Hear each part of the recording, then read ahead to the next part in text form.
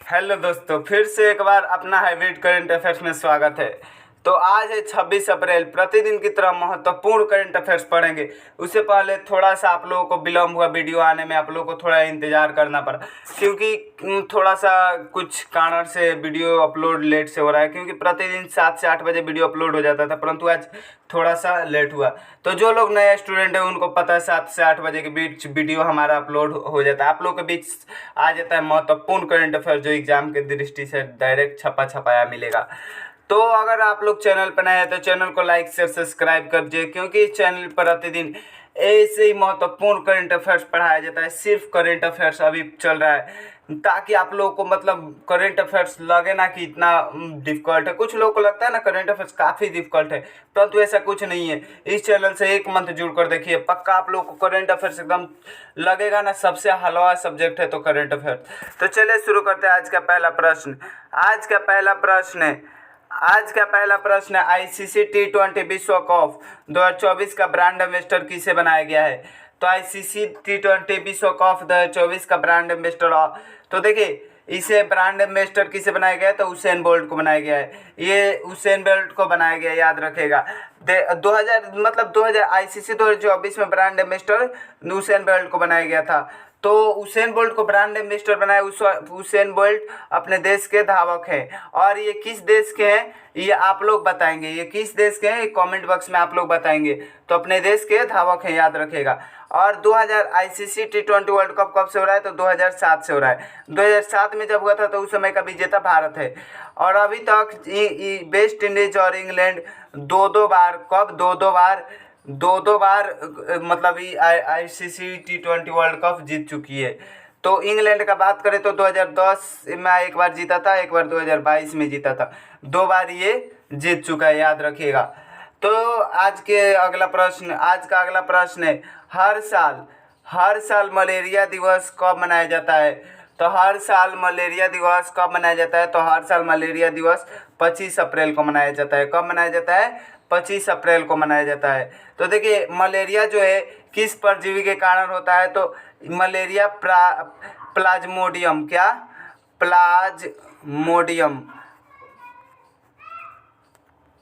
Plasmodium परजीवी के कारण होता है, याद रखेगा। मलेरिया किस परजीवी के कारण होता है? तो प्लाज्मोडियम परजीवी के कारण होता है। हाल ही में मलेरिया से मुक्त देश कौन बने हैं? हाल ही में जो मलेरिया से मुक्त घोषित देश कौन बने हैं? तो अजरबैजान और तजाकिस्तान, याद रखेगा। कौन? अजरबैजान और तजाकिस्तान, याद रखिएगा। अजरबैजान और तजाकिस्तान। और को मलेरिया में किस मच्छर के काटने से होता है? तो मादा एनोफिलीज, ये सबको पता है। मादा एनोफिलीज मच्छर के काटने से होता है मलेरिया, याद रखेगा। ये लाल रक्त कणिका पे प्रभाव डालता है। 2021 में WHO ने मलेरिया के दूसरी वैक्सीन की मंजूरी दे दी है। 2021 में मलेरिया की दूसरी वैक्सीन की मंजूरी WHO ने दे दी है। वर्ल्ड हेल्थ ऑर्गेनाइजेशन, इसका WHO का फुल फॉर्म। दूसरी वैक्सीन का क्या नाम है? R21। क्या नाम है? R21, याद रखिएगा दूसरी। तो चलिए पहली वैक्सीन के बारे में भी जानना है। पहली वैक्सीन का क्या नाम है? RTS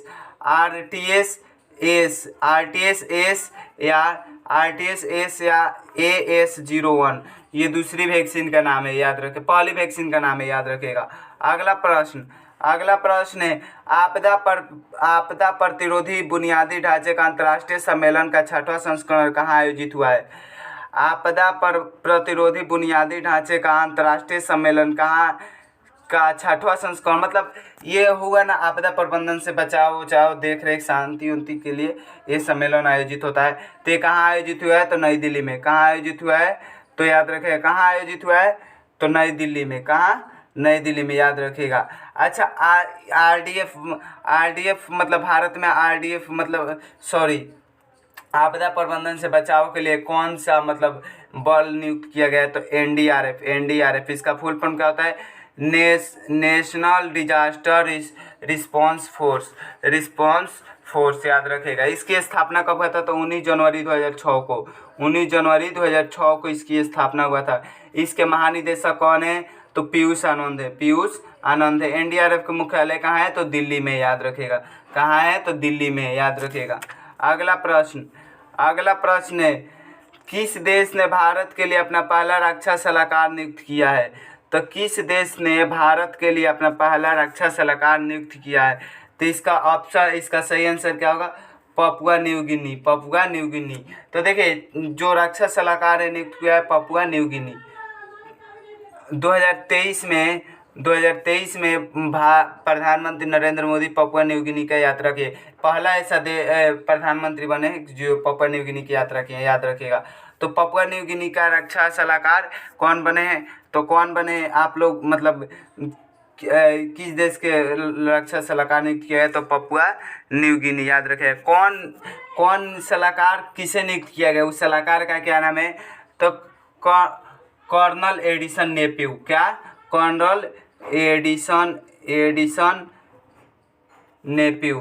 नेप्यू, याद रखिएगा। पपुआ न्यू गिनी की राजधानी कहाँ है? तो मोरेस्बी। कहाँ है? तो मोरेस्बी। कहाँ है? मोरेस्बी लिख देते हैं आप लोगों के लिए, मोरेस्बी। राजधानी। यहाँ का मुद्रा का क्या नाम है? किन्ना। यहाँ का मुद्रा का क्या नाम है? किन्ना। यहाँ के प्रधानमंत्री कौन है? जेम्स मार्वे। क्या नाम है? जेम्स मार्वे, याद रखिएगा। अगला प्रश्न है, कंपेयर द मार्केट AU के रिपोर्ट के अनुसार दुनिया का दूसरा सबसे सस्ता पासपोर्ट किस देश का है? तो ऑप्शन है भारत, अमेरिका, जापान, रूस। तो इसका सही आंसर क्या होगा? भारत। इसका सही आंसर क्या होगा? भारत। जो दुनिया का दूसरा सबसे सस्ता पासपोर्ट है किस देश का है? भारत का। इसका कीमत 18 कुछ डॉलर के आसपास है। और उससे मतलब सस्ता, सबसे दुनिया का सबसे सस्ता पासपोर्ट UAE का है। 17 कुछ डॉलर इसका कीमत है। लगभग में 17 मान सकते हैं। दूसरा सबसे सस्ता पासपोर्ट भारत का है, इसका कीमत लगभग में 18 डॉलर मान सकते हैं। और सबसे महंगा पासपोर्ट किसका है? तो मेक्सिको का है। किसका है? तो मेक्सिको का है। 230 डॉलर के आसपास, 237 डॉलर के आसपास है, याद रखिएगा। अगला प्रश्न है, एशियाई अंडर-20 एथलेटिक्स चैंपियनशिप में दीपांशु शर्मा ने भाला फेंक में कौन सा मेडल जीता है? तो देखिए, एशियाई जो अंडर-20 यानी मतलब जो 20 साल का अंडर का एज के रहते हैं उसे मतलब भाला फेंक में एक प्रतियोगिता हुआ था, एशियाई अंडर-20 एथलेटिक्स चैंपियनशिप। उसमें दीपांशु शर्मा ने गोल्ड मेडल जीता है। कौन?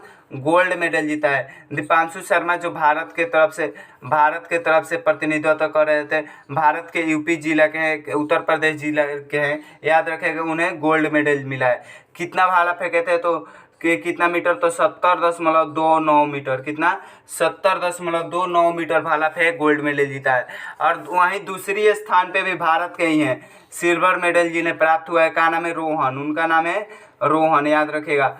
रोहन, वो भी उत्तर प्रदेश के ही हैं, याद रखेगा।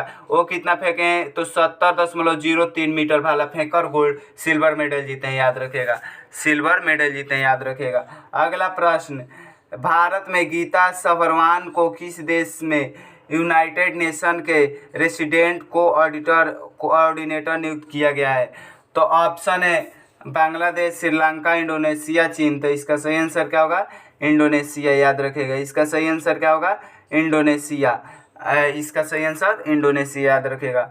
जो मतलब क्या बोलते हैं, भारत के जो गीता सभरवान हैं वो यूनाइटेड नेशन के मतलब इंडोनेशिया में जो यूनाइटेड नेशन के रेसिडेंट कोऑर्डिनेटर के रूप में कार्य करेगी। मतलब यूनाइटेड नेशन से देख रेख यूनाइटेड नेशन के बीच कार्य करेगी, याद रखिए। यूनाइटेड नेशन के बारे में जान लेते हैं। तो यूनाइटेड नेशन मतलब उसकी स्थापना कब हुआ था? तो 24 अक्टूबर 1945 को। कब हुआ था? 24 अक्टूबर 1945 को। इनके महासचिव कौन है? तो एंटीनो गुटेरस। कौन है? एंटीनो गुटेरस, याद रखिएगा। एंटीनो गुटेरस, याद रखिएगा। इनके महासचिव कौन है? एंटीनो गुटेरस। इसमें जो यूएन है, यूनाइटेड नेशन है, इसमें 193 देश शामिल है। इसमें 193 देश सदस्य शामिल है, याद रखेगा। इसके मुख्यालय कहाँ है? न्यूयॉर्क, अमेरिका में। न्यूयॉर्क, अमेरिका में। यूनाइटेड नेशन के मुख्यालय न्यूयॉर्क, अमेरिका में, याद रखेगा। अगला प्रश्न है, युकी भावरी ने BMW ओपन टेनिस युगल का खिताब किसने साथ जीता है, किसके साथ जीता है? मतलब युकी भावरी ने BMW ओपन टेनिस युगल का खिताब किसके साथ जीता है?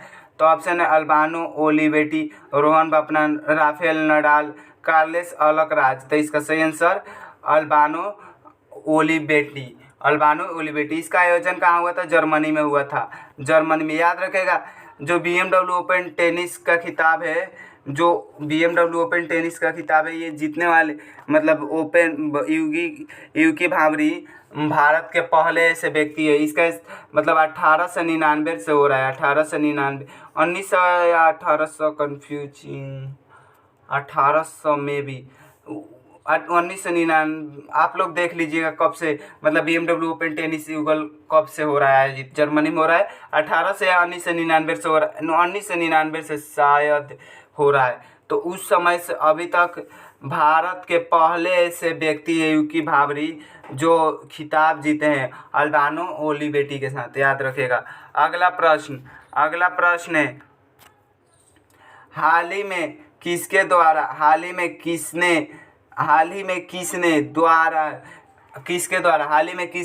हल्के वजन के बुलेट प्रूफ जैकेट तैयार किए गए? मतलब जो बुलेट प्रूफ जैकेट है वो एकदम हल्के वजन का तैयार किया गया, तो किसके द्वारा? तो आप लोग अब आंसर बताइएगा जल्दी। ऑप्शन है इसरो, नासा, DRDO, जाक्सा। तो इसका बता देते हैं, इसरो भारत का स्पेस अंतरिक्ष कंपनी है, नासा अमेरिका का, DRDO रक्षा क्षेत्र का भारत का कंपनी है, जाक्सा जापान का। तो इसका सही आंसर DRDO, याद रखेगा।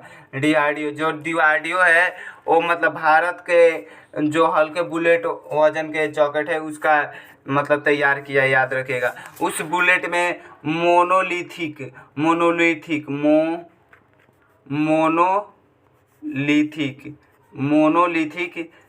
सिरेमिक, क्या मोनोलिथिक सिरेमिक प्लेट का यूज किया है, मोनोलिथिक सिरेमिक प्लेट का यूज किया, याद रखेगा। ये इसका मतलब ऐसी है कि 10 मीटर पास से भी स्नाइपर, शॉटगन, बुलेट मतलब चलाने पर खतरा नहीं होगा, उतना प्रभाव नहीं पड़ेगा, याद रखेगा। अगला प्रश्न, RBI ने किस बैंक पर ऑनलाइन नए ग्राहक जोड़ने का प्रतिबंध लगा दिया है? तो इसका सही आंसर महिंद्रा कोटक बैंक। इसका सही आंसर क्या होगा? महिंद्रा कोटक बैंक। RBI का नाम है कि ये मतलब क्या बोलते हैं, इसके ग्राहक मतलब इसके खिलाफ मतलब कंप्लेन ये सब थी। इसका मुख्यालय कहाँ है? कोटक महिंद्रा बैंक का तो मुंबई में, याद रखेगा, मुंबई में। इसकी स्थापना 2009 में हुई थी, 2009 में हुई थी। इनकी टैगलाइन है आओ पैसे को सरल बनाएं, याद रखेगा। तो आज के लिए इतना ही।